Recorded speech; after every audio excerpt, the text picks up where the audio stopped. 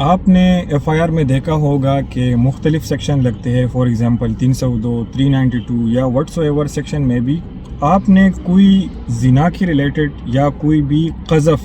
اس related جو ہمارے حدود آرڈیننس ہے ان کے سیکشنز ایف آئی آر میں کیوں نہیں لگتے؟ آئیے جانتے ہیں۔ اچھا، اس میں پہلی بات تو یہ ہے کہ ظاہر ایف آئی آرز میں ان کے سیکشنز اس لیے نہیں لگتے کہ ہمارا قانون بڑا واضح ہے۔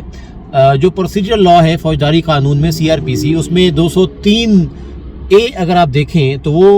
حدود آرڈیننس سے متعلق ہے، وہ حد کے متعلق ہے،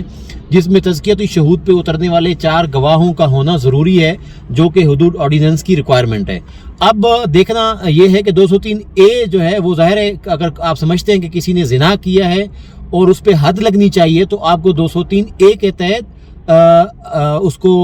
پروویژن کو لے کے چلنا پڑے گا، اور یہ پرائیویٹ کمپلینٹ میں آپ آئیں گے انڈر سیکشن 200۔ آپ سیکشن 200 CRPC کے تحت ایک private complaint before the session جج فائل کریں گے، اور اس میں سیشن جج جو ہے وہ جو ایگزامن کرے گا وٹنسز کو، اور وہ تزکیتی شہود پہ پورے اترتے ہوں گے ان کو ایگزامن کرے گا۔ اگر وہ 4 وٹنسز جو تزکیتی شہود پہ پورے اترتے ہیں اور وہ واقعی میں شہادت دے دیتے ہیں، گواہی دے دیتے ہیں کہ زنا ہوا ہے، زنا کاری ہوئی ہے، تو تب حد کے آرڈیننس کے تحت، حدود آرڈیننس کے تحت اس کا نفاذ ہو جائے گا اور حد لاگو ہو جائے گی۔ اور اگر ایسا نہیں ہوتا تو پھر کیا ہوگا؟ اس میں بھی قانون بڑا واضح ہے، جس میں سیکشن 203B یہ کہتا ہے کہ اگر کوئی شخص فیل ہو گیا یہ ثابت کرنے میں تزکیۃ الشہود پہ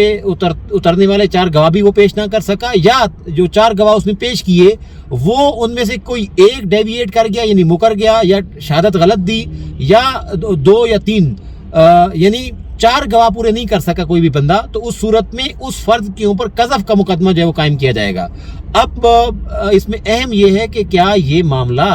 ایف آئی آر میں بھی رجسٹر ہونا چاہیے، کیا ایف آئی آر میں بھی حدود آرڈیننس کے سیکشن آنے چاہیے؟ تو پولیس یہ کام کیوں نہیں کرتی؟ پولیس اس لیے نہیں کرتی کہ ظاہر ہے اس کے اندر پہلے تزکیۃ الشہود پہ اترنے والے 4 گواہوں کو وٹنس کرنا ضروری ہے، ان کو ایگزامن کرنا ضروری ہے، اور police at the time of registration of F I R جو ہے وہ یہ چیزیں نہیں کر سکتی۔ نہ ہی پولیس جو ہے اس چیز کی مجاز ہے کہ وہ یہ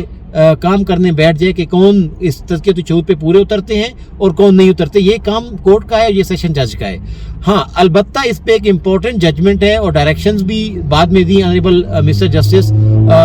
چودھری عبدالعزیز صاحب، جو کہ لاہور ہائی کورٹ کے جسٹس رہے ہیں، بعد میں وہ انہوں نے ریزائن کر دیا۔ انہوں نے نیچے تھانوں کو ایک ڈائریکشن دی تھی کہ اگر زنا کے معاملے میں کوئی پرائیویٹ کمپلینٹ دائر کرتا ہے اور آپ کے پاس ایک درخواست لے کے آتا ہے اور وہ یہ چاہتا ہے کہ اس کی کسی خاتون کے ساتھ زیادتی ہوئی ہے، زنا ہوا ہے، تو اس کو حدود آرڈیننس کے تحت کلپریٹ کو سزا دی جائے، تو پولیس جو ہے وہ حدود آرڈیننس کے تحت سیکشن جو ہے وہ اس میں ایٹریبیوٹ کرے۔ اور بعد میں اگر ثابت ہو گیا کہ واقعی میں کورٹ نے یہ دیکھ لیا کہ واقعی میں زنا ہوا ہے اور حدود آرڈیننس کے تحت ڈیل ہونا ہے، تو ظاہر ہے وہ حدود آرڈیننس کے تحت سیشن اس کو چلائے گی، سیشن کورٹ۔ اور اگر وہ زنا نہیں ہوا تو آبویسلی 376 PPC کے تحت وہ ڈیل ہوگا۔ اور اس میں ایک اور امپورٹنٹ چیز یہ ہے کہ اس پرائیویٹ کمپلینٹ اور اس سارے پروسیجر کے اندر جہاں پہ ہم حدود آرڈیننس کا نفاذ دیکھتے ہیں، جہاں پہ ہم اسلامی جمہوریہ پاکستان میں اتنی اہم قانون سازی دیکھتے ہیں، اس میں حدود آرڈیننس ڈائریکٹ اس لیے نہیں ہے کہ وومن آف پروٹیکشن ایکٹ 2006 یہ آنے کے بعد CRPC میں امینڈمنٹ ہوئی، جس میں سیکشن 203 میں A اور B کا اضافہ کیا گیا۔ تو یہ جو لوگ ہمارے دوست پریکٹس کرتے ہیں، کرمنل پریکٹس کرتے ہیں، ان کے لیے انتہائی اہم ہے، اور میں توقع کرتا ہوں کہ ہمیں اس سے آپ لوگوں کی جو آراء ہیں اس سے مزید رہنمائی بھی ملے گی، اور آپ لوگ ہمیں اچھا فیڈ بیک بھی دیں گے۔ بہت شکریہ۔